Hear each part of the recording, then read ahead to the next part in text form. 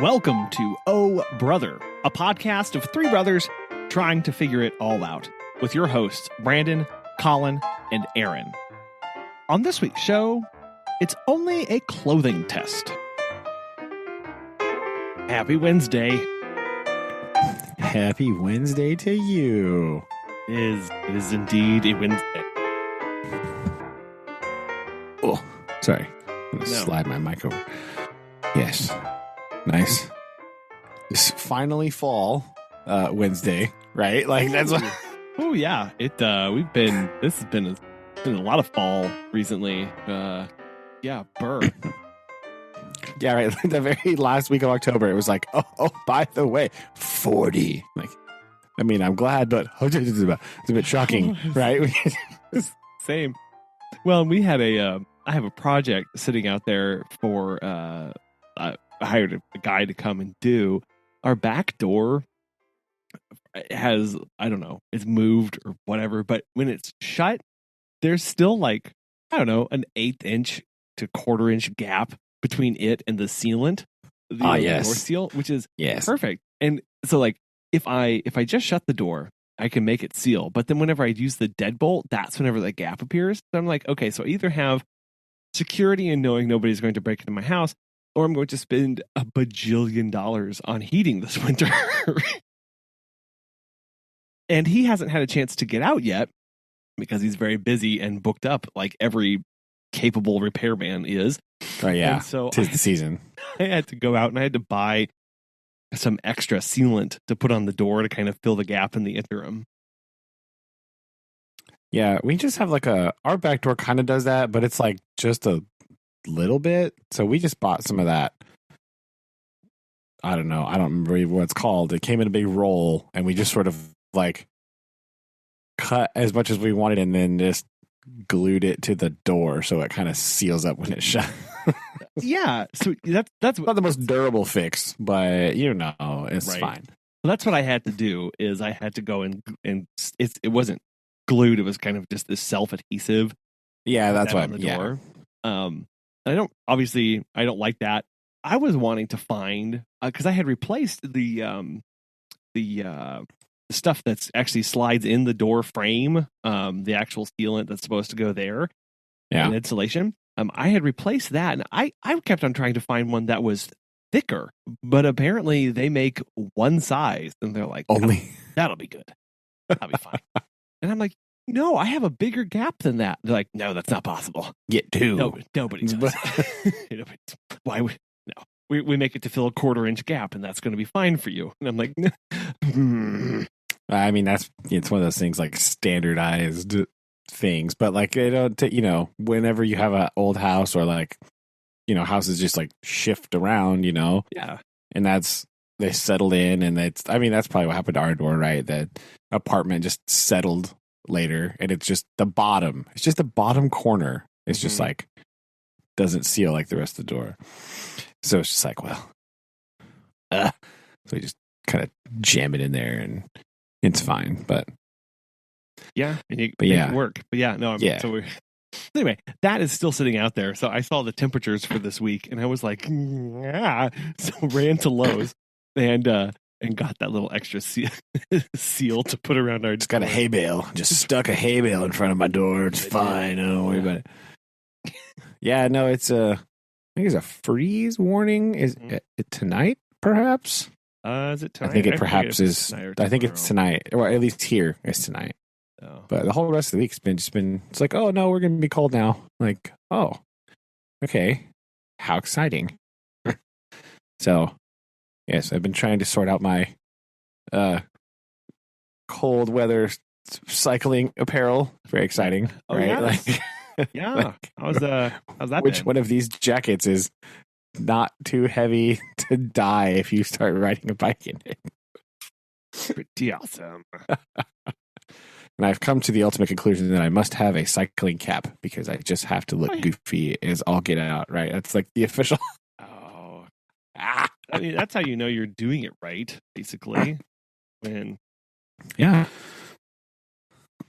doing that. Mostly I found some sweet mountain bike pants that were on sale. So, boom. Yes. I love the mountain bike apparel, not so much the road bike apparel. I was like, yes, look, I love They're just not so like these baggy shorts with pockets on them. Sweet. Yeah. Well, these are like the full-blown pant ones. But yeah, like it's pretty awesome. So nice and bikeable. Legs won't freeze off, hopefully. It's a plan. We'll see. I did ride a little bit Sunday morning, and it was about 44 degrees outside. Okay. Nice. It was mostly a test. This is only a test of the clothing system. How many miles? I was like, overall, it's not bad. I need a hat. I found a deficiency. I need on something on my head. Yeah, it's like my head is freezing right now. Everything else is like acceptable. Like it's like cold, but like just a little bit. So that's fine. Like,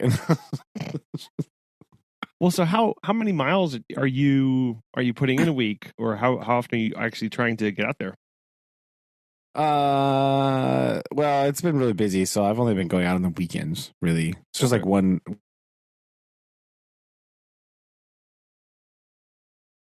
day on the weekend, but just for like 20 minutes or so, like just real short, like around the neighborhood, like nothing big. But it was really It was really rainy all last week, so I was like, no, I'm not. I'm not about to be that adventurous. I'm not. I'm not even trying to be like, oh yes, rain, yeah, ooh. Delicious. Yeah, I mean, I was happy. Well, that's good. That's good. I think that can be a pretty good ride, especially this time of year with the weather the way it is. Yeah. Yeah. And again, Sunday was just like mostly a test of like, what clothing do I have around here that might be suitable for this? So I went out just for like real short little, mostly just like, how frozen will I be if I wear this pullover? And not too bad, really, was the answer. So, but I did have to buy some pants because, first of all, not really into wearing bike shorts and leg warmers. It's really not my speed currently. And the only other pants I own are jeans and dress pants. So I was like,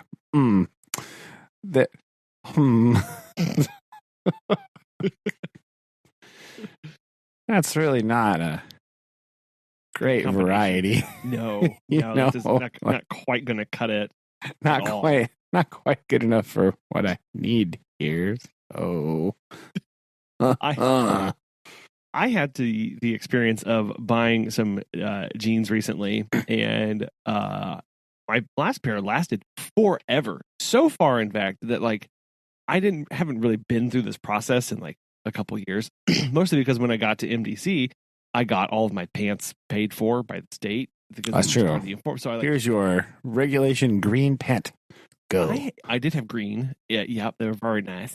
But like I just stopped buying them. So like I had bought a pair of jeans like 5 years ago, and then it lasted forever. And then I had one that kind of wore out quickly when I needed one. So I was like, oh, I'll just go online and I'll buy the pair of jeans. And that like didn't fit. And I was like, oh, that's weird. This is it's like the exact same cut and everything off of Amazon. It's a Wrangler, whatever, Levi's, whatever. And I was like, this is weird. Like this is the same one. I just clicked or buy again, and it totally did not fit me. I was like, that's weird. And then I had to go on a quest of trying to buy jeans, and I was really resisting going into the store. Because I returned 6 pairs of jeans. Oh my goodness! Well, because I would buy 2 of like this size in this style and this other size in this other style, trying to like triangulate my way. Oh, hone in on it, because that's what I do in the store, right? I just kind of buy like a couple different sizes and a couple different styles and cuts, and then it works. Well, it's just really annoying, and it takes forever to do that. But buy and return. I hate returning stuff. It's so awful. Well, so thankfully, off of Amazon, I had never returned anything off of Amazon. It makes it really simple. They don't even require you to have a box for most of your stuff. You just show up at a UPS store and have them scan a code on your phone, and they're like, "Sweet, thanks," and then they just like throw it in a tub and send it off to a landfill. I'm sure. What probably like. But it took me all of 10 minutes in a Kohl's to get my jean sizes all squared away and styles appropriately done. And I was like, well, I should have just done that in the first place. So you didn't switch brand of jean, right? Because that's a problem. No, I didn't. I didn't switch brand because I was like, I've bought Levi's for the last like forever. I mean, yeah, same, right? Like, I'm not gonna go look at anything else really. I think I had a pair of jeans from the Gap for a little while, because they were on sale. But I was like, I'm just gonna. This is what I have, and I literally clicked buy again, like buy this. I didn't even change size. So weird. And it came back, and you would have the cut like anyway. Apparently, I'm a lot more picky about my jeans than I thought I was. And I finally was like, I basically just walked up into Kohl's, like grabbed the two styles, 549, which is the boot cut or slim cut, whatever, and 514 or what another one. And I was just like, sweet, check these 2 different sizes in each. Walked in. I think 14 is the boot cut one. Yeah. Okay. No, I didn't get the 14. Anyway, I'll have to go look. But anyway, it was like I just grabbed these 2 because I was like, I know I've worn these before, and sizes, boom, was done. I was like, well, that was pretty anticlimactic. I was really trying. I guess I also need to say I was really trying to do a 501s. I was really trying to get into the 501s. Never. I can't ever do it. But I mean, obviously the buttons are weird, but I didn't like the cut at all. Like just straight up, I was like, people like these? These are ridiculous on me. Well, it's weird, right? So because of the way they're cut, like, I don't know, I have very large legs, I guess. I don't know, because like, in almost all other Levi's, I wear a certain size, right? Like, whatever it is. And then in that one, you have to like buy like so much bigger because it's cut so weird. You're like, okay, well, I have to size up like 2 jean sizes to fit in these things because they're cut so strangely, right? When you wear like I think I wear like the 559 or the 569 because I'm lazy and I'm like, nah, I've worn this style of pant for forever, and even though it's a little baggy, like I don't care, I'm just wearing it anyway, whatever. Yeah. But like, so you have to wear, and again, because you wear a certain size in like the looser fit ones, again, because my legs are so big. So then I try to wear like something like that. I was like, oh, I'm gonna try one of these on. Nope. You're like, my leg doesn't even go in the right size. Like, what the heck? What's going on here? And all the cycling it's going to make it worse. So like, oh no, like, you need to start getting into the stretchy jeans. Exaggeration. Like, oh no. Yeah, I don't know. For me anyway. Yeah, I just was, I can't stand this at all, and just went back to exactly what I knew, and I guess they may have changed something with what I had ordered previously. I don't know. They must have. All this to say, I went to Kohl's and bought some jeans, and it was fine. And it was, I did that. I had a similar experience recently. I had to buy more work pants because I was like, I've had this same pair of khakis for like a ridiculously long amount of time. So I was like, I just need more pants. So I was trying to run the gamut of like, all right, these are, obviously, because I'm like, again, lazy. I'm like, okay, I have Dockers, so I should buy more Docker, right? Exactly. Like, that's just how it works, especially when you're buying online. I think we've talked about this before somewhere, but like, it's just sort of, it makes shopping a little bit more unadventurous because you're just like, well, I don't want to deal with returning things. So I'm just going to buy something I already have because I kind of know how it works. Copy and paste. But then you have to navigate that like, all right, well, I wear this size jeans, but dress pants is not the same size, right? At least that's for me. Like my jean size is a certain thing, and my dress pant size, because of just how they function and how they're cut, I guess, is like a size bigger. Pretty much consistently. to my Levi's size that I don't, because I don't wear any of the jeans either. very apparently something has happened where Aaron, what sort of jeans do you buy? Yeah, I'm curious. Well, I typically don't, to be completely honest with you. I I have a pair of jeans. I haven't really went out and bought jeans in a long time. The jeans I do have are Lucky brand, Okay. and they're the most comfortable jeans in the world. They're not too thick, not too heavy, things like that. But I mean, for me, it's typically Levi's or Wrangler. All right. But I mean, my jean repertoire is not that much or many, so I don't usually wear jeans. I mean, mine's not either. I only have like a couple pairs that I wear, but like, I was wondering if they. I was just curious. Now I was like, wait, Collin wears Levi's. I wear Levi's. What does Aaron wear? What has happened? What? Why do we? What? I know. There's some past event that means that your grandmother. That's. I was gonna say it's probably her grandmother. After I said that sentence out loud, I was like, wait a minute. I think I know the answer to this question. Ta-da! Never mind. We figured it out. But yeah, I experienced a similar thing with my dress pants. I was like, and then I did the thing. I was like, these dress pants fit nicely. So I just went back to Amazon or whatever and was like, all right, this same one in a different color. Boom! Aha! Ready to go. Nice. So like, I have khaki. How about gray? Yes. All right, got it. So, yeah, I've been doing. I have a couple of the other colors in my cart just ready to go, just so I can fire them off. Just so I have like pants. I don't have to worry about like, oh my gosh, got to wash pants on like today. No, just like, all right, cycle through the week. All right, we have this khaki one, this other khaki one, this gray one. All right, good enough. That's as much diversity as you need. I mean, it's just pants. It's fine. It doesn't. I don't care. I'm only buying them because I have to wear them to school. Like, they are required. I stared at a pair of black jeans for a very long time, and I tried to decide if I was a black jean kind of person, and I decided that I wasn't. But I did get a darker wash than I normally do. But black, I really thought about it this time. I was like, maybe this is the time I start wearing black jeans, because I know people do that, but I just wasn't. Yeah, I don't do it either. I don't even wear black pants. Right? Even when I was buying my dress pants, I was looking at the black one and being like, I don't know if I want to wear it, which is weird because I wear like black everything else. I'm like, black polo shirt. Yeah. Black shoes. Yeah. Black socks. Obviously, marching band approved black socks, the only way to go. Must. But like, yeah, pants. I'm not really a black pant fan. I think the only time I've ever worn black pants is when I worked at the pizza restaurant, because that was like required. But I think that's it. Aaron, how do you feel about black pants? I think I had like a pair in high school, and I thought they were like super cool. Yeah, for band.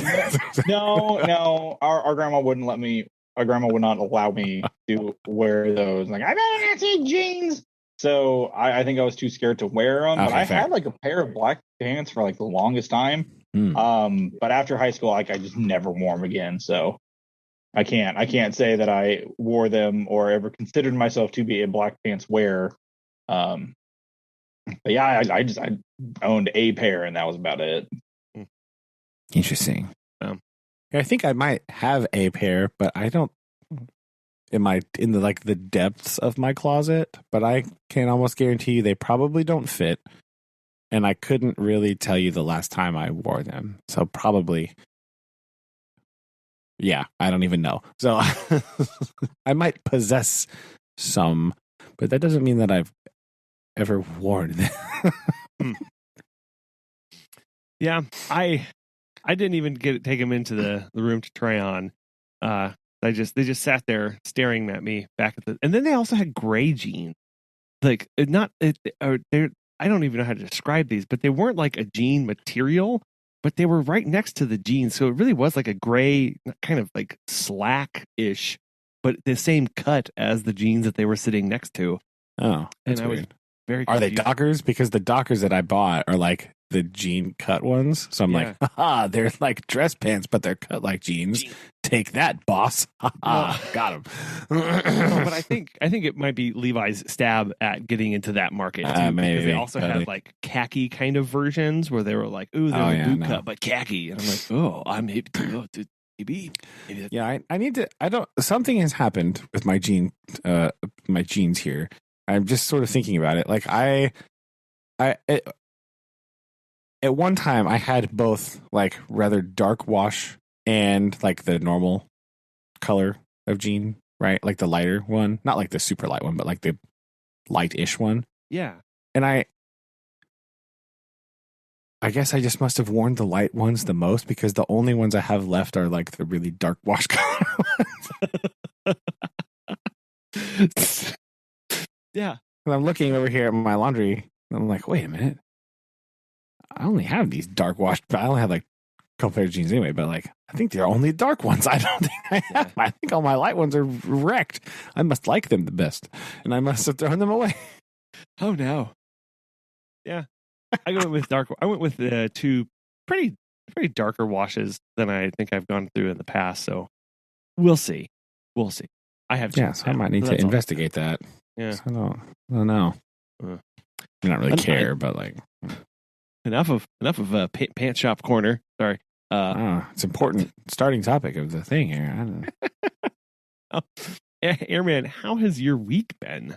A little on the busy side. We have kind of a big game for this Friday. If we win, we go to playoffs. If we lose, no playoffs for football. And so it's been kind of game planning and doing stuff for practice every single day. It's been extremely cold the last 2 days.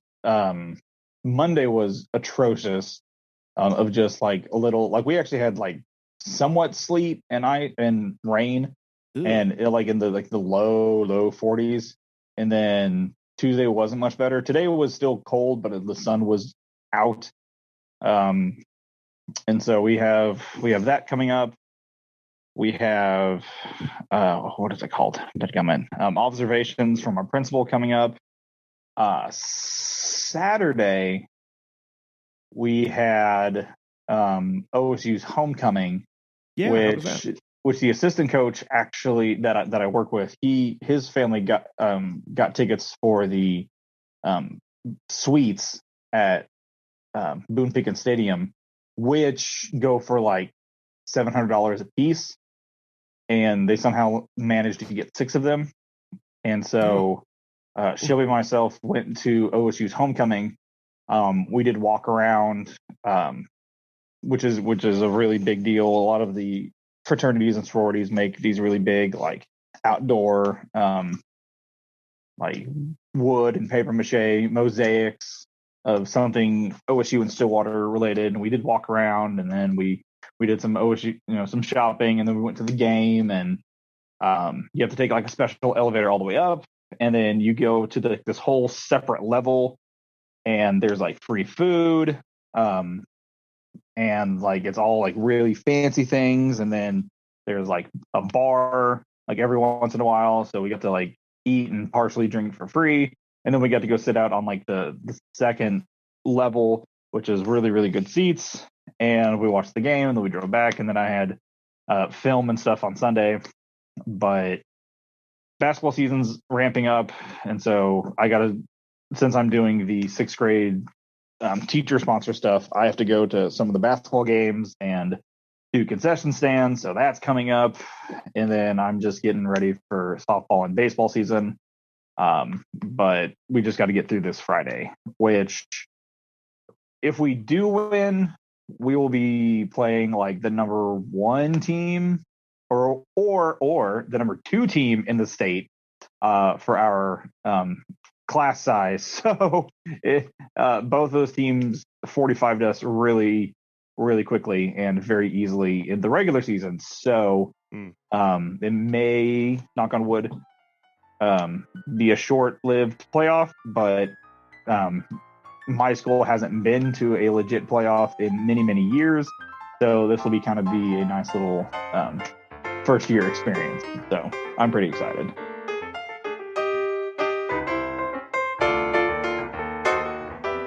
Excuse me, I was trying not to sneeze.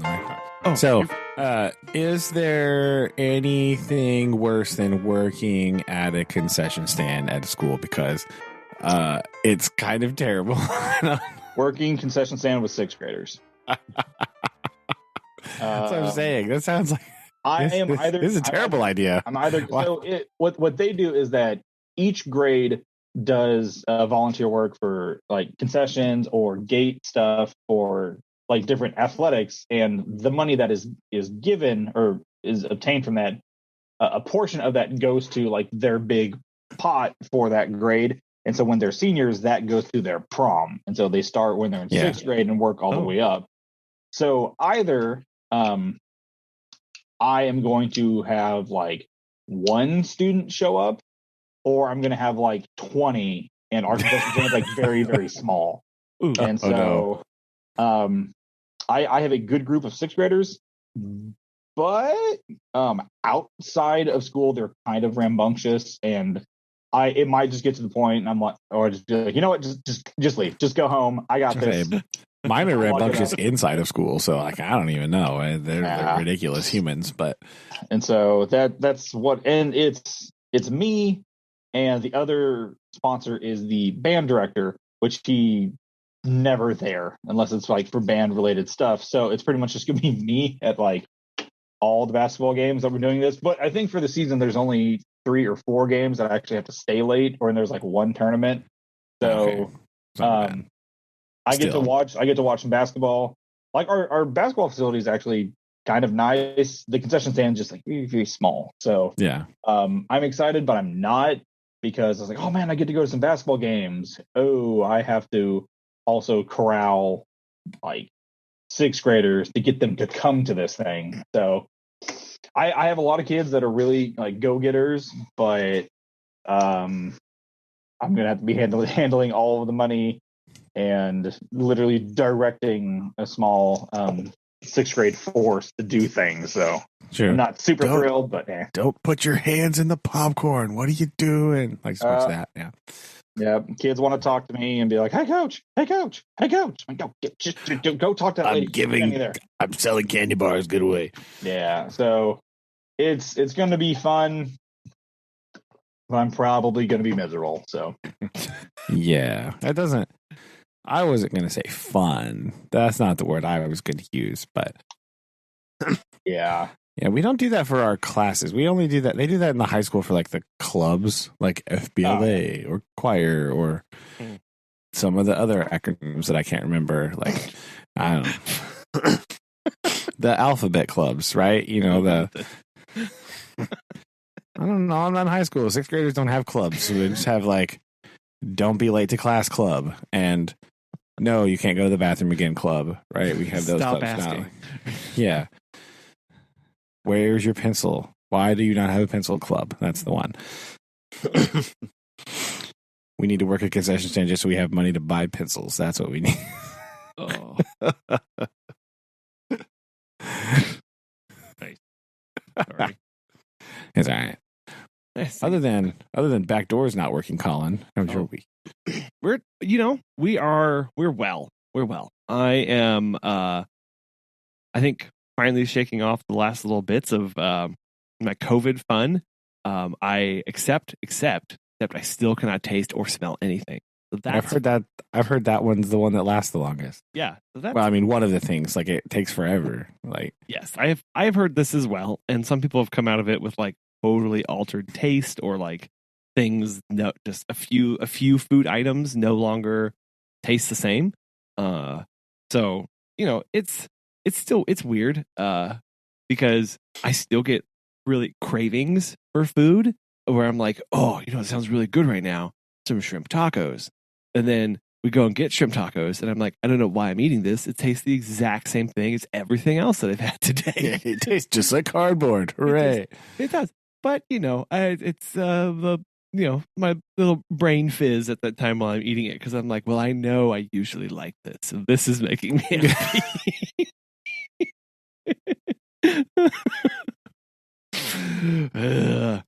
But yeah, so that's kind of good. Finally on the back end of that, Noah just in time for Noah to come down with chickenpox. So he is he caught up. He did decide to have fun after all. A week later, after we wrapped up everything with her, but whatever, it's fine. So he's doing that fun now. Did his first oatmeal bath yesterday, so we're keeping on top of that. And other than that, I think we're finally out of all the woods that we were in. So we're good. Man, all the sadness here. This is crazy. Fine. I did get to go, since I'm out of my quarantine and testing negative and all that fun stuff. I did actually get to go do a talk today at a business meeting here in town, which was kind of weird, because I was around all these other people who are like I don't know, like actual business people or like businessy people. I don't know. You know, whenever I say that, kind of the images of people who conjure to your brain. Yeah. And they had asked, I had been invited to their meeting last month, and then they were like, "Oh, we'd love for you to talk about what you do." And I was like, "Really?" Because it's going to be weird. Because it's not normal. It's not normal. But everyone had a good reception. People were very interested in that we were doing it. I think mostly they were like, "You do what? That's a what? How? What does that mean?" But it was interesting to see people's kind of gears turn when we talked about running a pet sitting company and what that means and kind of how we operate a little bit, and people kind of just being like, "Okay, yeah, I can see how that would work," or whatever, because they had no idea that was even a thing people did for a living. So it was kind of fun. It's kind of fun to get to talk with them and kind of this is a thing that some people choose to do.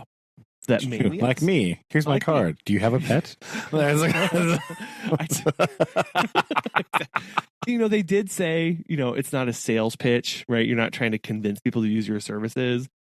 But I'm like, I can't help it if people are naturally making these connections in their own lives. Like, right? Like, I'm not going to stop them. I have a pet. This person watches pets. Hey. Exactly. Here's an idea. What if they watched my pet? Whoa. What? Crazy. Exactly. So, it was good. It was good. It was fun. I really enjoyed that. And we'll see what happens from that. But that's kind of a highlight for today, to get kick off the month with that meeting and get it over with mostly. Mostly, yeah. Okay. Well, because they were like, "Oh," because last one I attended, they were like, when I signed up, so I had to go through this process of signing up, and they're like, give a 6-minute talk, and we'll allow 20 minutes for questions. And I was like, 6 minutes? What? 20 minutes for questions? What are you supposed to say in 6 minutes? True. You're like, listen, I have a podcast that's like sometimes 2 hours long and just randomly talking about pants. So like, I don't I'm gonna need more than 6 minutes, lady. So, I did a first cut of the talk, because as you do, and then I was like, okay, that was 20 minutes, so that's too long. And I was like, well, there's a lot to say. And then I know. Right. And just me, right? So then I cut that down, and I was like, okay, I've got it to 13 minutes. And then I trimmed it, and I was like, I have it to 10. I cannot make this go a second faster right now. But of course, when you're in front of people, like I tend to go faster, and left out some stuff or an anecdote that I wanted to say. And so it ended up being like 7 minutes or whatever. So I was like, that was pretty good. I was winded, as fast as I was talking, but it was fine. And I managed to make it work. But I was like, I feel like where I started from with 20. Big improvement of 20 plus minutes, right? Exactly. I did start it off because this is just who I am. I can't give like a serious presentation. It's just not in my bones. Like Same. Every time it's just, I've got to do something ridiculous. So when they said, Collin, come up, give your talk. And I was like, thank you. And I'm really surprised that you agreed to the hour-long version of this. That I'm really happy to finally be able to share all this. And I had other, weird things in there. And they did get me to, so we have a dog that we take care of. And he's, I think I've talked about him before, where he struggles with new people and new things. So I try and make my entrance as predictable as possible. Yeah. So I jingle my keys twice, and then I sing a song to him, and I still, and someone was like, "Can you sing the song?" And they laughed and they were like, "No, I'm just kidding." I was like, "I am totally going to sing it, just so you know." Yeah. Sorry, you opened this kettle. I know. It's no closing it now, Pandora. Back. So, so they got the pleasure or misfortune of hearing the song. It's true. I tell my 6th graders, like, I only claim to have jokes. I didn't say they were good. Quality, who knows? Yeah. Quantity. Yeah. We started our earthquake section today in science, and we were talking about like the different stresses on rocks. So like compression, tension, shearing, and like uniform, And so we were doing this little like, I do these things where on my slideshow, I'll just have like, it's like a little mini quiz kind of built into the slideshow. But it's not like a real, it's just like, have you been paying attention? So it's just like show you a picture. You have to tell me what it is, that kind of thing. Yeah. It's just kind of like a retention thing. Like, oh, hey, do you remember? Like we kind of introduce it. We talk about how they work. And then I go through like, it's usually like 10 or something. Like, oh, here's some pictures. Tell me what this is a picture of using these words that we just learned, And so because one of the words is shearing, one of the pictures is of a sheep. Aha. Aha. Getting a haircut. Haha. Haha. And they always all go, ugh. Nice. It's like, well, listen. It's like, listen, I didn't say they were good jokes. No. Just jokes. All right. Aha. I like it. Yeah. Oh, I think this is very well done. Or done, at least. That's what it is. It's not. It is done. It is done. I mean, I did it. And so. Exactly. It's really hilarious because, like, they look at it for a minute. They're like, what? Like, it's literally that reaction. It's great. Yeah. No, that's exactly what you want.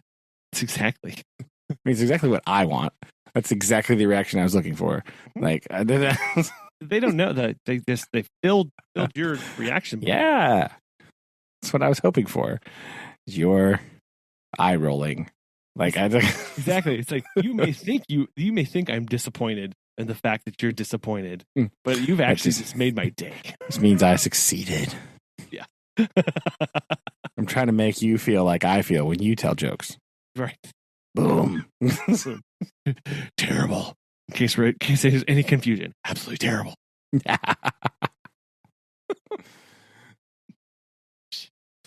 So other than bad jokes, your everything going well on your and other than bad jokes and bicycle rating. How's it going? Yeah, no, that's pretty much my week. I haven't really done anything. It was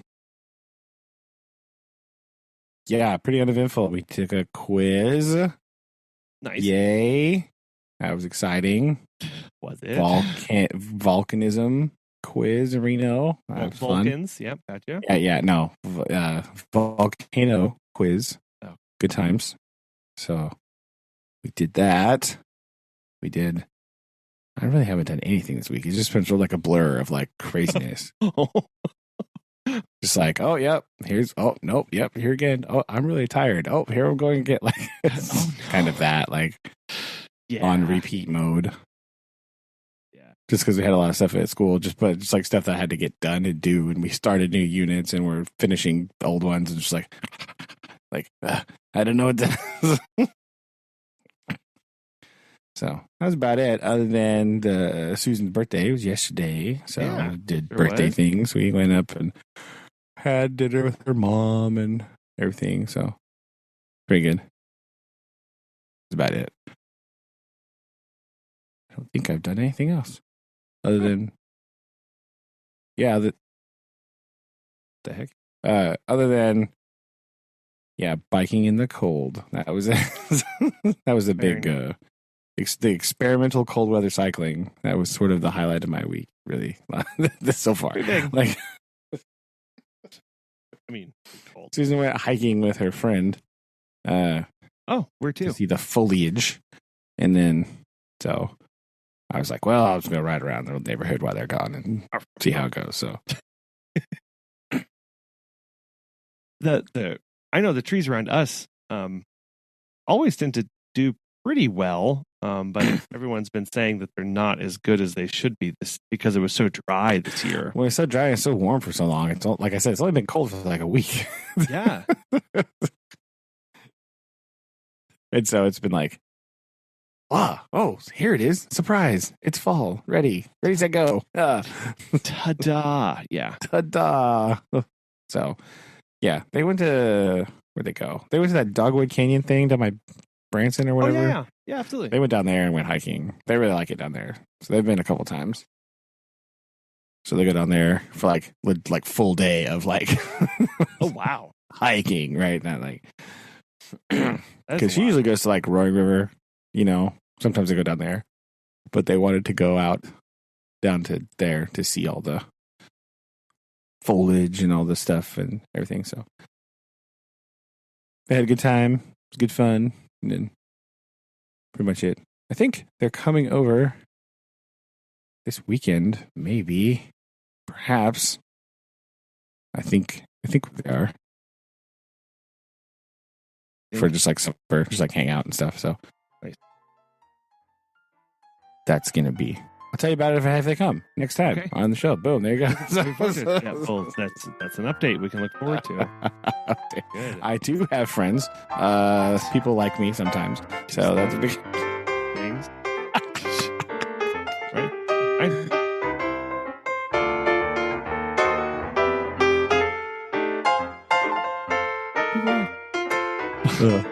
Well, something that I liked and that I totally predicted would happen are in chapters 8 and 9 of the book. Oh, man.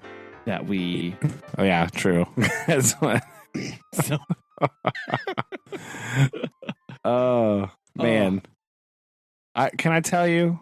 Can I be honest? After I read chapter 7, the thought of reading chapter 8 was like just almost unbearable. Oh no. I was like, no, I don't want to read anymore. Oh no, it's gonna be there. I can't handle this anymore. Fascinating. And I say that because I went into chapter 8 with I was worried. I wasn't excited about it either. So I guess it was not just you.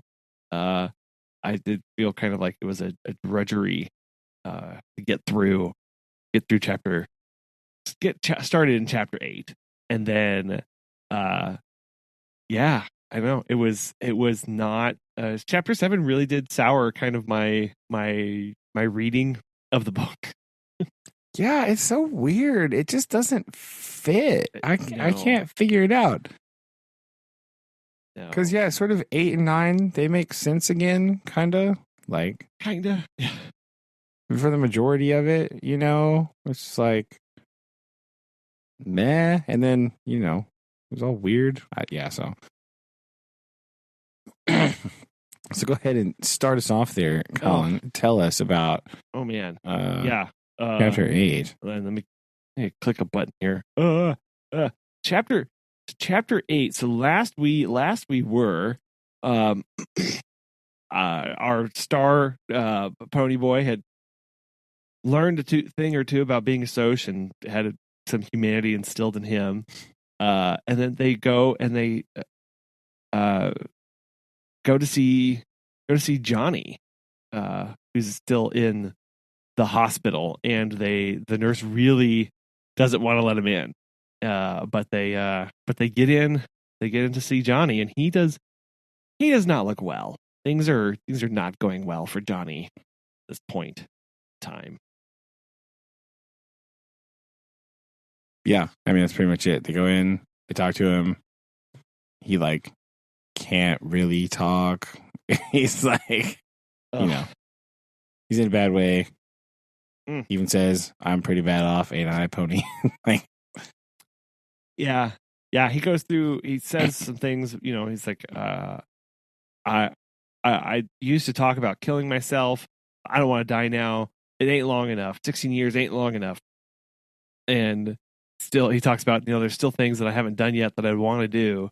It's not fair. And, again, some little bit of, again, forcing you to realize just how young, again, another reminder, dealing with kids here. Yeah. Situations. Yeah, that's the thing that gets lost, right? Sometimes is because they do have to act older, I guess. That's kind of their is they have to act like all tough and stuff, but they're all really kids, So yeah, they do that. They're kind of like Johnny's talking about how he's never going to walk again, and he starts crying. And the nurse comes in and she's like, "Your mother's here." And, that goes poorly for him. He doesn't want to see her, and then he gets so stressed out he kind of passes out. Yeah, he like screams, like yells out, "Just leave me alone!" And then he's like passes out because he exerted himself too much. So then 2-Bit leave, and they go see Dallas. Yeah, right. Yeah, but on the way they see his his mom. mom. And she's angry, obviously, and they're like, "Oh, what did they actually?" I forget if they actually said out loud of like, "Oh, yeah." He said, "No wonder he hates your guts," to his mom's face. Yeah, he like told her that. Like, okay, yeah, 2-Bit just straight up tells her, "No wonder he hates you." Yeah, like okay, yeah, again, seeing a lot of dirty, I don't know, dirty laundry or whatever, but these interactions that we were kind of guessing at or glinting or trying to understand, like, I know for me, it was like, okay, is it really that bad at Johnny's place? No, it really is that bad at Johnny's place with the way his mother's acting here. Yeah. So Pony just kind of shoves him down the hallway, and they go see Dally. Yeah. Who is also not doing great, but he's definitely doing better than old Johnny. So now convinces 2-Bit to give him his switchblade whenever he hears how bad off Johnny is, because he's gonna go. He's got to be there for the Rumble, right? He's got the ever impending Rumble. Do.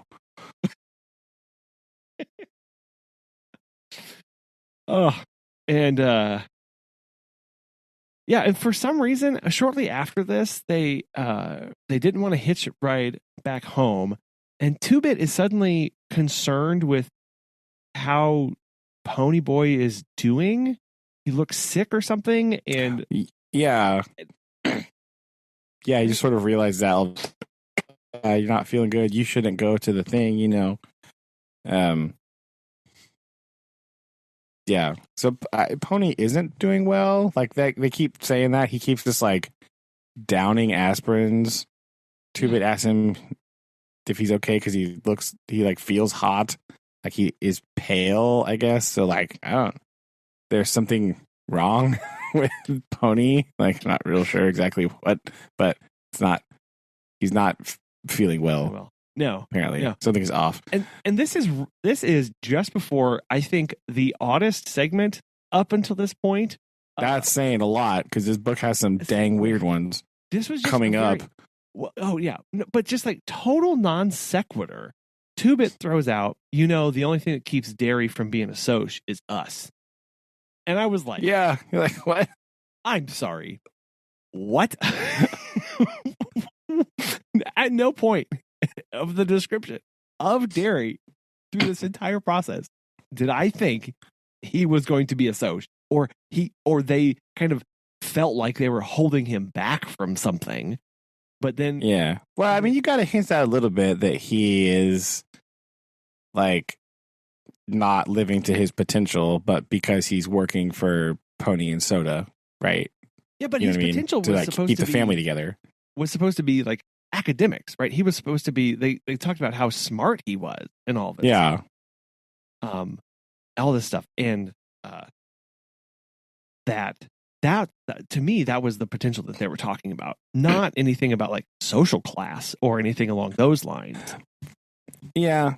I don't know. Well, I think it's just because of that, because he was doing that, he didn't maybe and I think we get a little bit of that, some insight into that a little bit in a little confusing section that happens in part 9.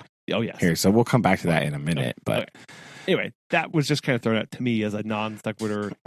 Is a very it did just sort of come out of nowhere. Like there's a lot of things in this book that just like show up and you're like, what?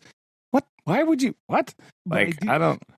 But you're right. I do think, looking at after having read chapter 9, this makes a little bit more sense given an interaction that happened. But still, like right here, I'm going, what in the world? Anyway, so Ponyboy's not doing well, and he needs to get home, and he's worried. He's upset about something, but I mean, I imagine it's Johnny, right? That's one thing. And he's still thinking about his interaction with what's his face from last chapter, Randy, right? He's still kind of thinking about Randy and the rumble and the like. I don't even know if more on that in just a minute. So, and then they stumble across Cherry, who's just hanging out by her Corvette.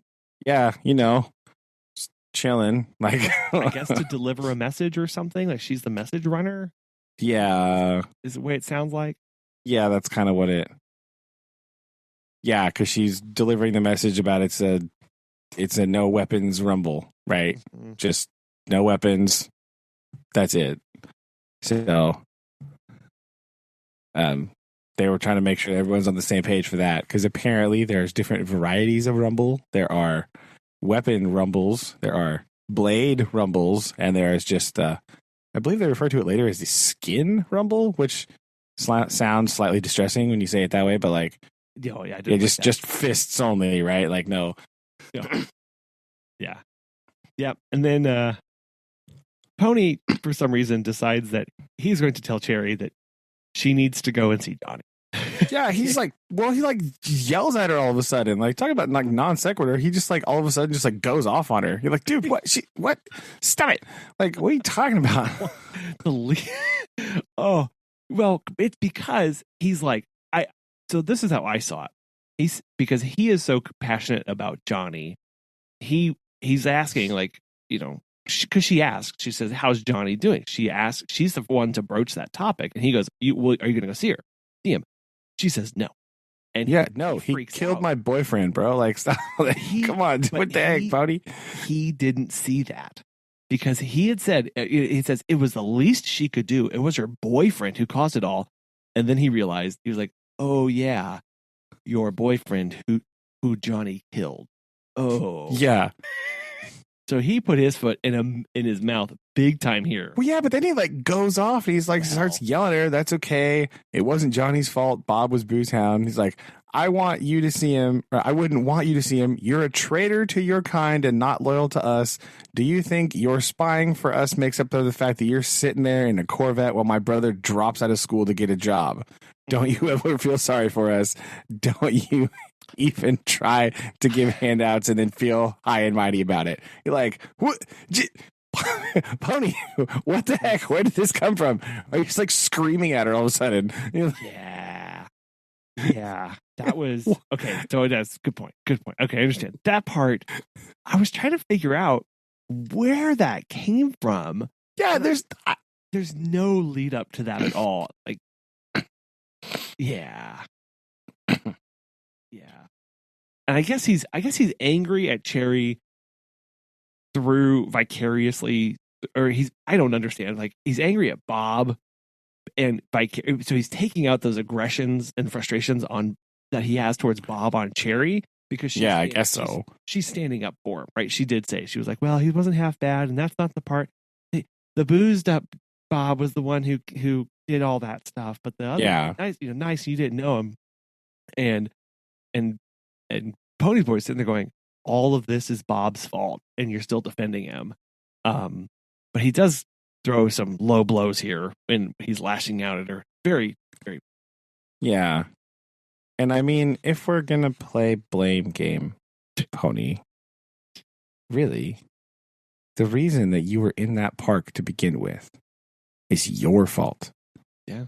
Because you're the one that threw a big crybaby fit to your brother and then got mad when he yelled at you and smacked you in the head for being a disrespectful idiot. And then you drug Johnny outside and made Johnny go walk around.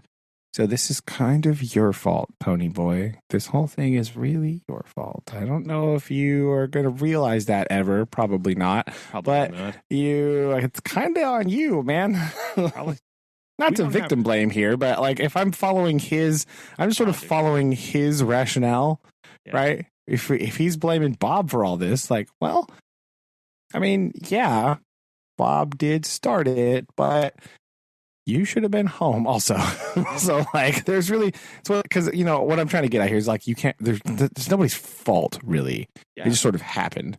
So like you can't just go around blaming people for this because there was lots of events that led to that, and neither of you should have probably been there in the first place. So yeah.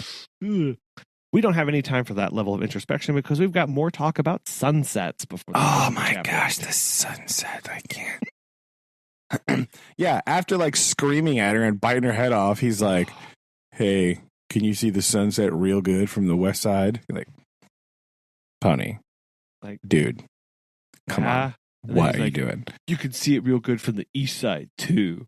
And he's like left off. Oh, before we get more eye talk, I hadn't heard about anybody's eyes in several chapters, so I'm glad that we got straightened out that Cherry's eyes are green. Cherry's eyes are green. Mystery is solved. I don't care. I don't remember what color anybody's eyes were in this book, even though I got a whole paragraph about it somewhere.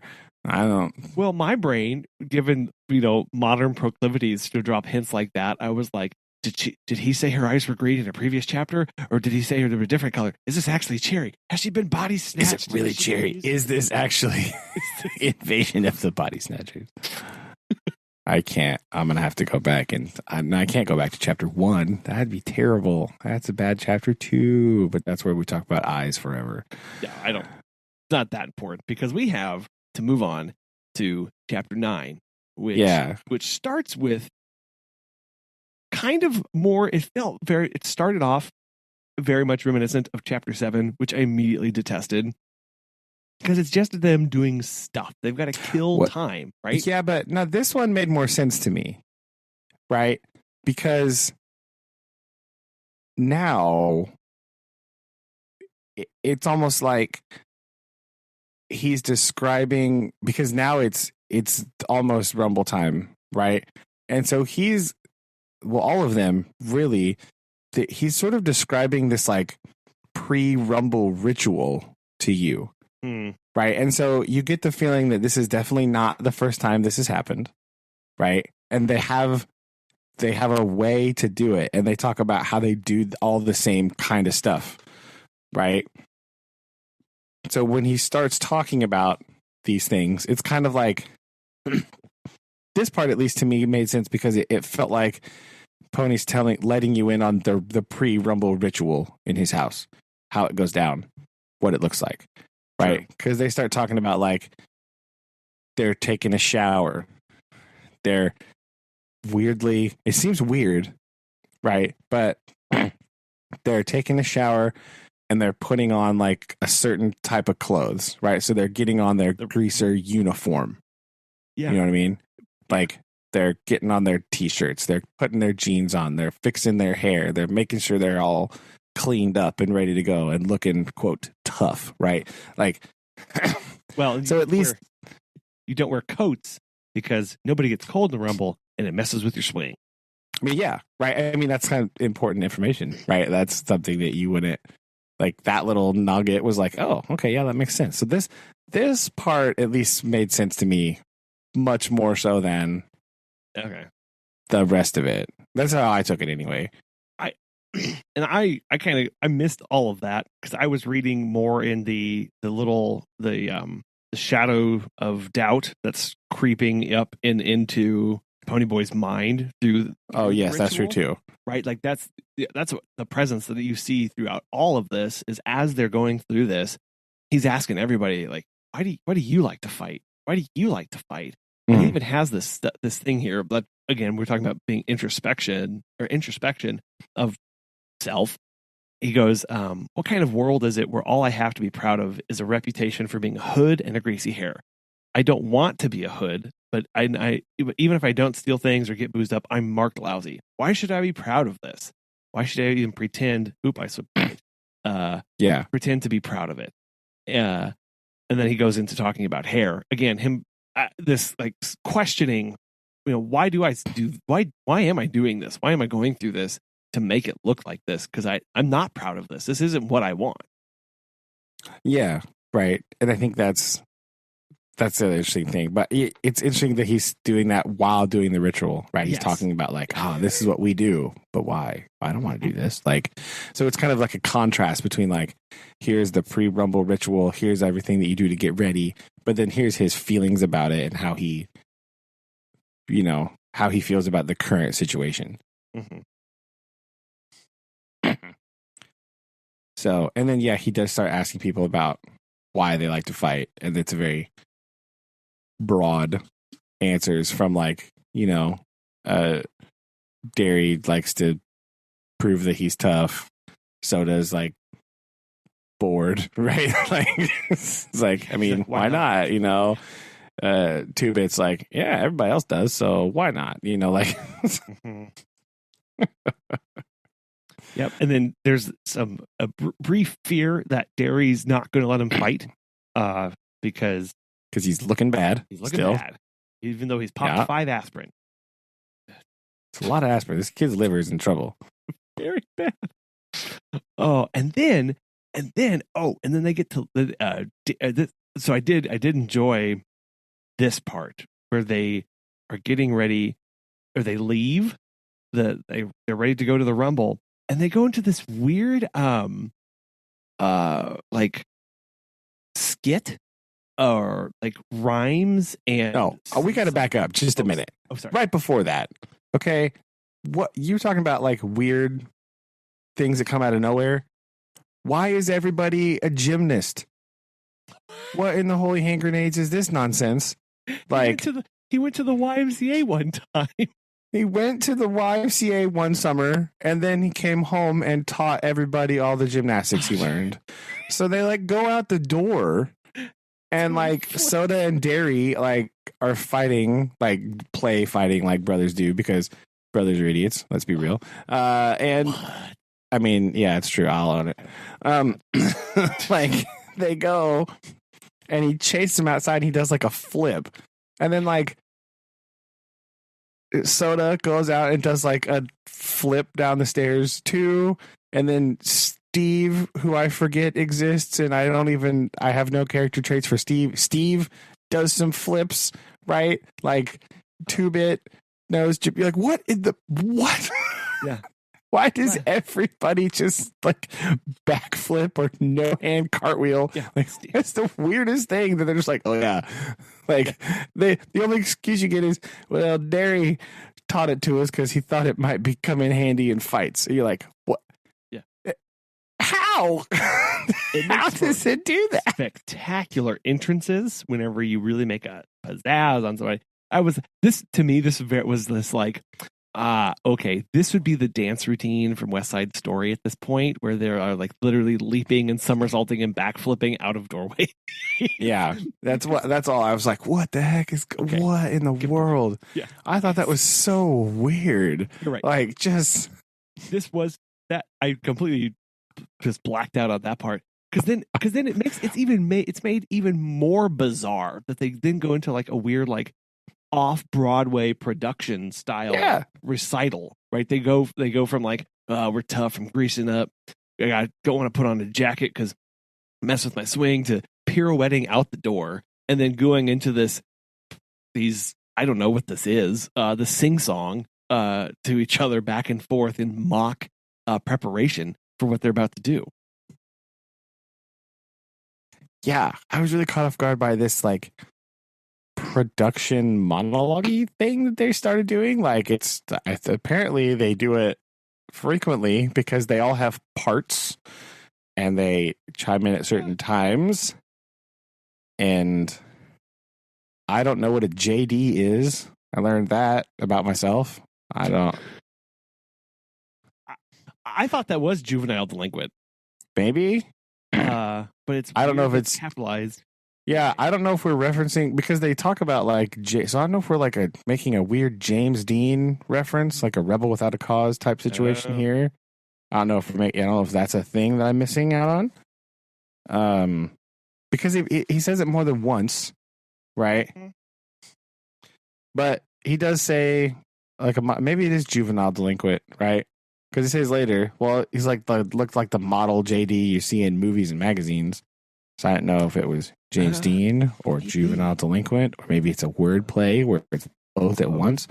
Anyway, I was confused by that. And then, yeah, just this like recitation and thing to like hype themselves up, I guess, is what it's for. I guess.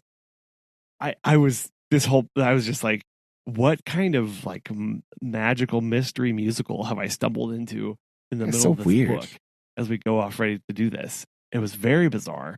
Yeah. Yep. And then they do this right up until they encounter the Tim Shepard and his gang, who I don't know.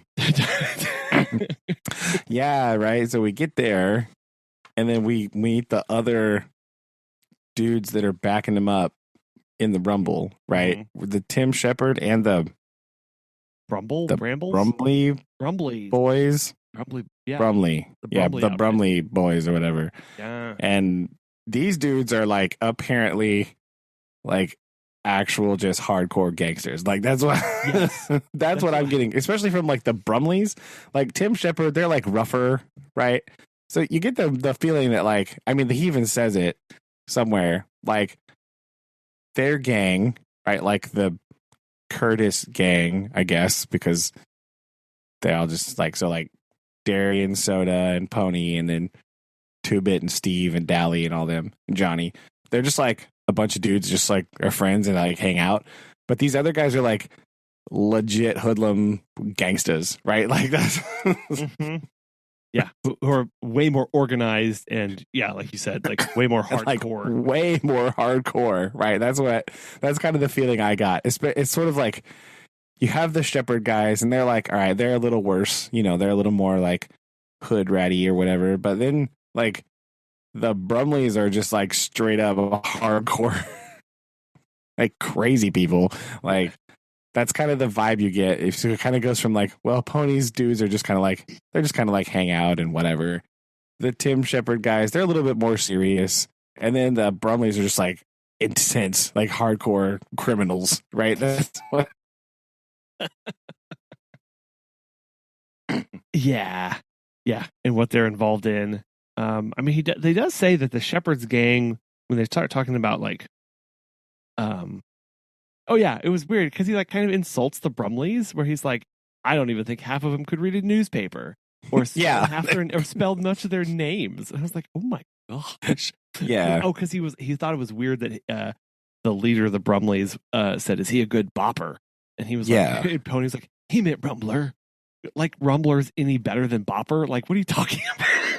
Like, I believe he says. I mean, you take a guy that calls a Rumble bop action, and you can tell he isn't real educated. Yeah,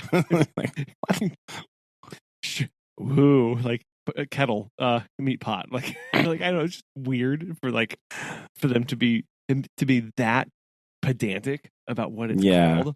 I did like the next line though. It kind of made me chuckle. Right. It's like when he says, I looked our outfit over. Most greasers don't have a real tough builds or anything. They're mostly lean and kind of panther looking in a slouchy way. This is partly because they don't eat much and partly because they're slouchy. Like,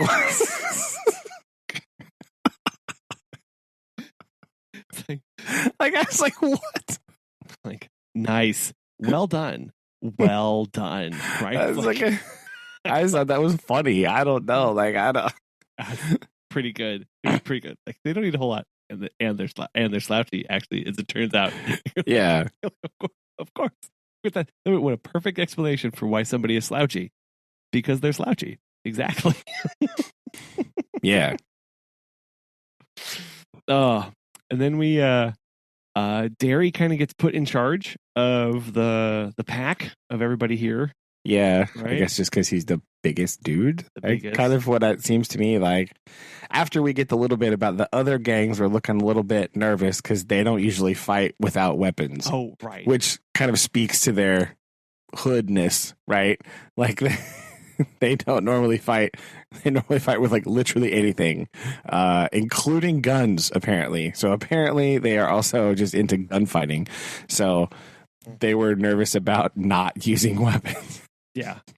Whereas he makes a mention of none of us, our gang never really went in for weapons. We're just not that rough. So like, well, yeah, and they only carried knives, but that was mostly just for looks anyway. Yeah. So, yeah. And then, anyway, Derry gets put in charge of the rumbling and the stuff. And then you get the other weird interaction here, right? Oh, yeah. Like, this was bizarre. This was really weird. Like, so he's standing out there. Basically, they put him out in front, and he's like, "Okay, I'll start this. Who wants to go? Send somebody up front." And it's like silent. And yeah, it's like it's almost like putting your champions right in the thing. Yeah, sort of like exactly. Sort of like it made me think about like the fight between like Hector and Achilles. Yes. And like to just get the whole thing started in the Odyssey or in the Battle of Troy or whatever, like the Iliad. Yeah, Iliad. That's what I'm looking for. So like that's what it made me think of. Like they're choosing their champions to go stand out and take the first swings. So it was weird. And it turns out to be somebody that Derry played football with, and now that guy has shown back up again to take part of this rumble, which is kind of weird. Yeah, well, and this whole part was really weird. Like this little scene here. Them trying to figure out like what he was trying to figure out. So apparently something flickered behind Derry's eyes where he was not happy about this when Paul showed up, whatever, who was on the football team. And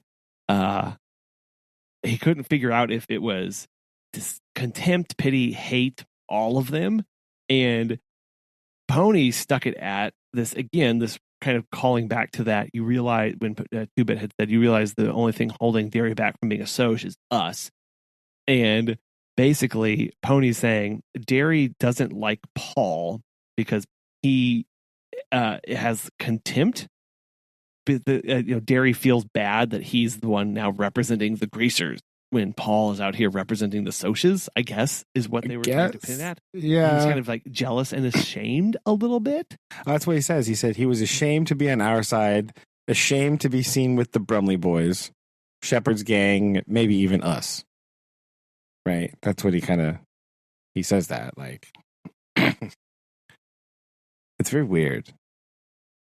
So it's kind of like it's almost like he goes through this thing of like, oh, I know this guy. We used to be friends. And then he sort of clicks it off, and then because he comments on like, you could tell he hated Paul now. Yeah. So like he's putting that out of his mind and saying he's now the enemy because he's on the other side and not standing by me. So it was weird. Yeah. And then Pony has a flash of concern for Derry, whether he's going to be okay, because he said, I knew Derry could take Paul anytime, but that was 2 or 3 years ago. What if Paul was better now? And then they start circling each other, and like Jack London's books with the wolf pack waiting for the members to go down in a fight. Yeah. And then before this, we're spiraling down and together, and Pony is having all these second thoughts, and he's like, they shouldn't hate each other. I don't hate the Soches anymore. They shouldn't hate. And then the tension's broken with somebody. Hey, hold up. and Derry getting slugged in the face while he turned to look at who it was. Yes, and who was it? Dally. It was Dally. It was Dally. Right. You're like, what the heck? Like that was a bad And then timing. you have this like mildly humorous interaction where Pony and Dally are carrying on a conversation like while fighting. So this made me think of like a weird action movie, you know, how they're like talking and fighting at the same time, you know? So you have this like this interaction of being like, yeah, like I thought you were in the hospital, and then he's like I was, and then they're like fighting around. He's like, and now I ain't. Like what the heck? I know, yeah, because he threatened the nurse to let him go. Apparently, he threatened the nurse with the 2-bit switchblade, and then escaped the hospital. And what what's interesting here is, remember last time where I said at this rate the Rumble is only going to be like 8 paragraphs? Yeah, it was.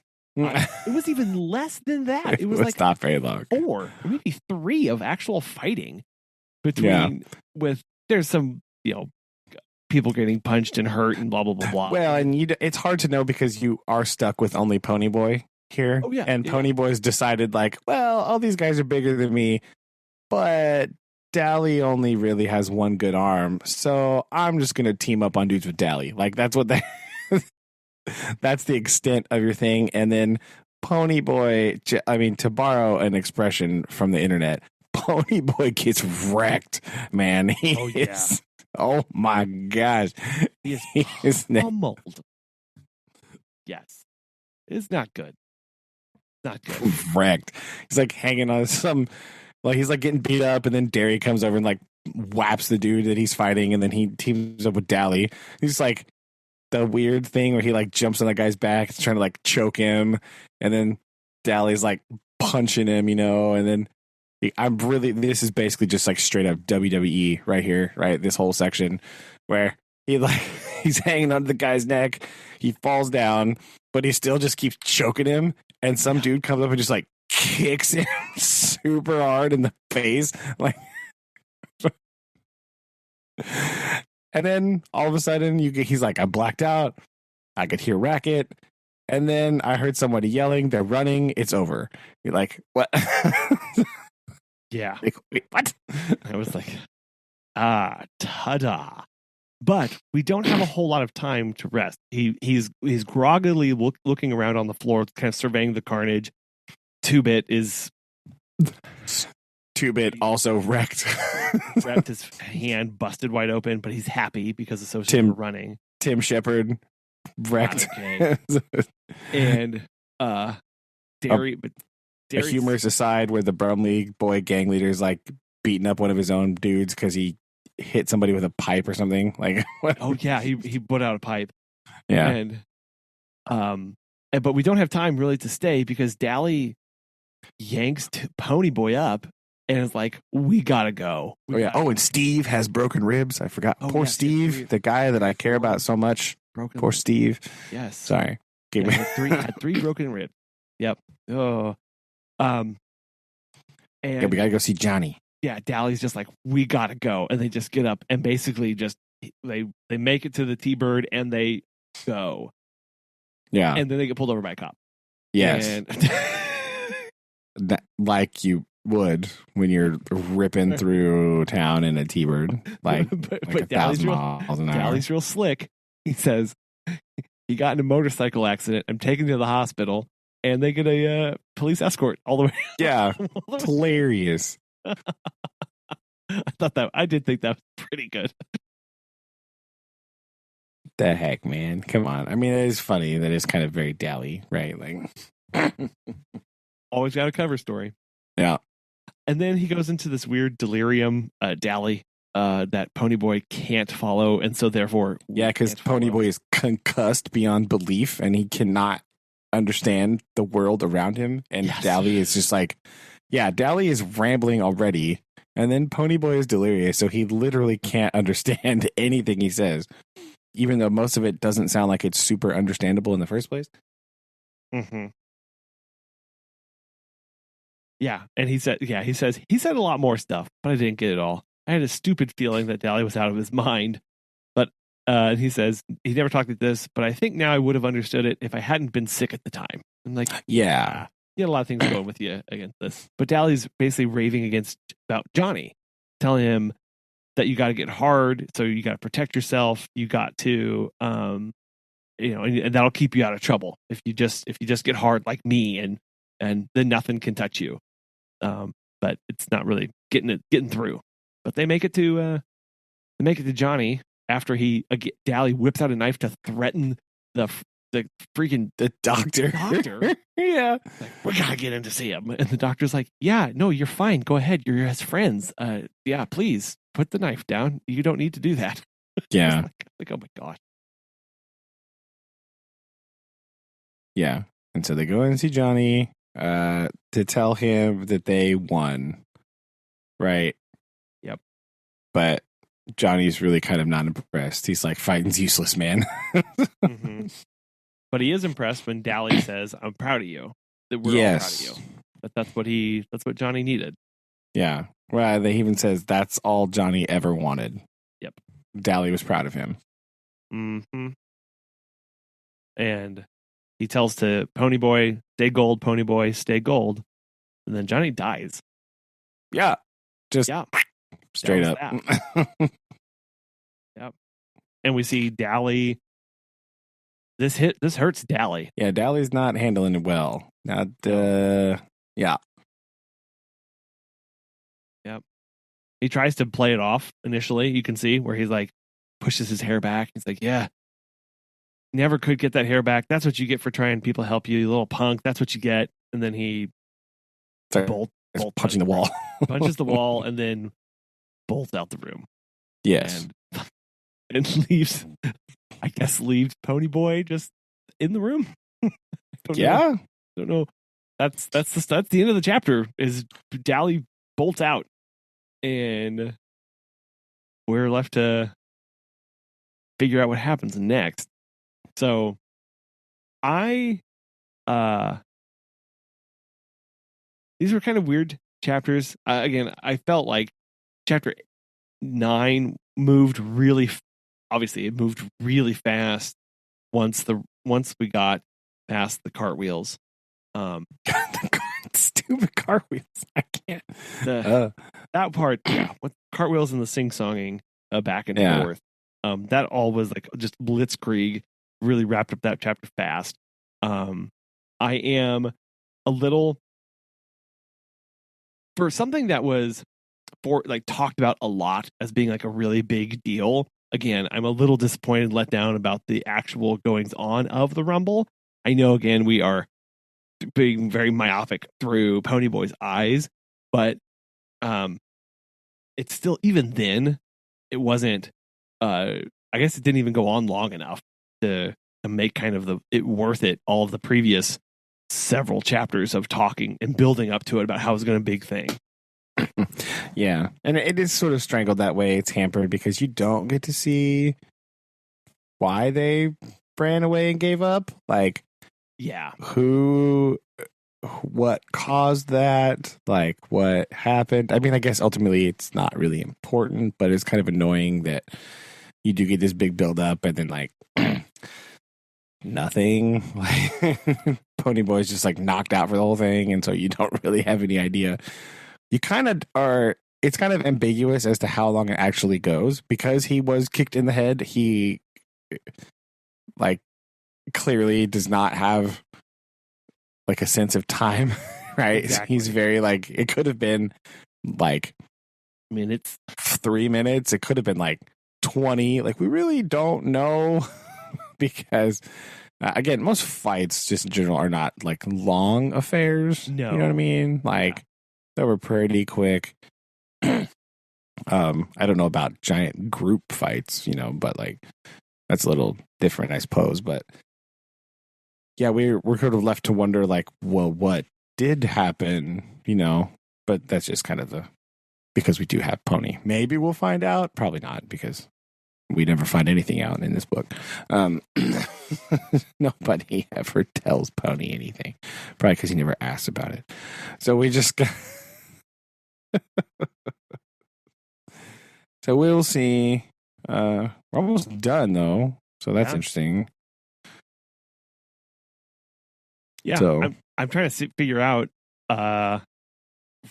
what loose ends are going to get tied up here. I do think a big one is exactly why the Rumble stopped.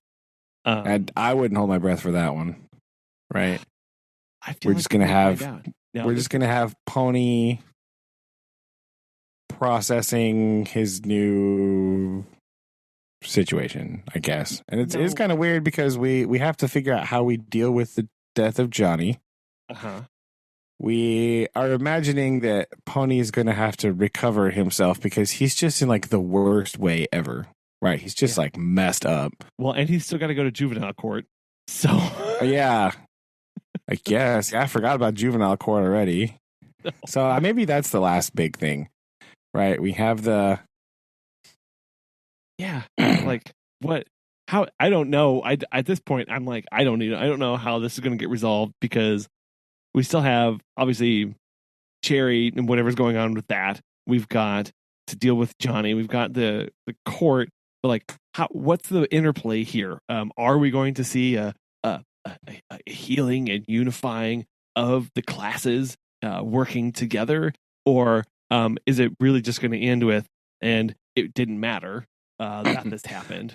I mean, I kind of feel like it's going to be that. It's going to be like, and nothing matters. And I think the only healing that we probably make it is between the Curtis family, right? Because we've already had that kind of happening, right? Mm-hmm. So we might just get some resolution there of just like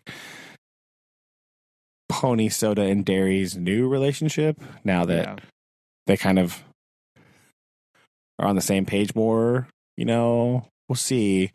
I think we got to go with Pony. We have to get something's got to happen with him because he's like messed up. Right, like I think he's sick and concussed, so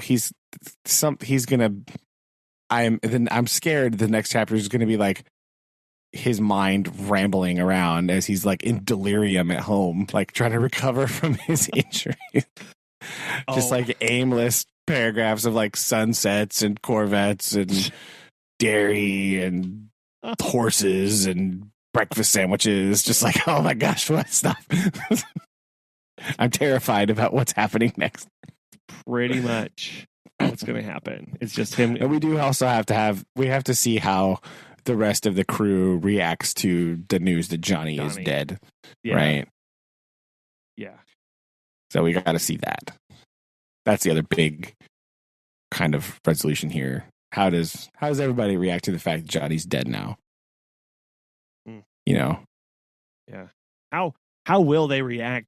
And how will we react to their reaction? Probably very underwhelmed. That's true. Find out next time. That's true. So there's 3 chapters left. Are we just going to read the last 3? I think we're just going to read the last 3. Okay. I think we need to, because I think it would really hurt my soul if we had just had 1 chapter. Oh man, I would not. Yeah, I wouldn't make it. So we will read next time. We'll read chapters 10, 11, and 12. And wrap up our walkthrough of the Outlanders. Outsiders. Oh, there you go. Outlander is very different. That's a very different thing. Ooh, Outlanders. Okay, so let's. Outlanders and Outsiders crossover. Oh my goodness. Introspection, but. Oh man. Sweet. Okay. Well, I'm looking forward to that and seeing just exactly where this book goes. Dear. I'm very confused, right? I feel like, I just feel like there's not going to be any resolution. It's just going to be like, yep.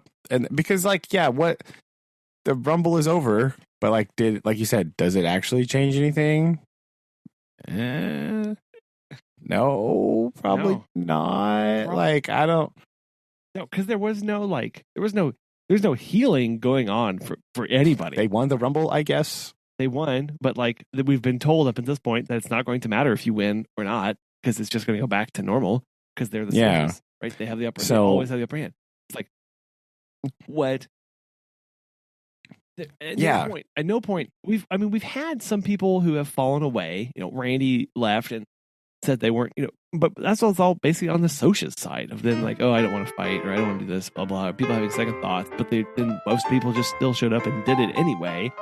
And what do we have left to grapple with, given the scope of the world that we're dealing with, and the progression of the characters who haven't made any progression for anything in the time that we've been reading this book.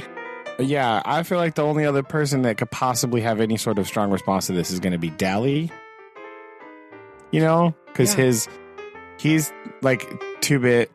He's a very static character, right? Like he's not doing anything. Like I don't even know Steve, right? Like I know Steve has broken ribs and plays poker.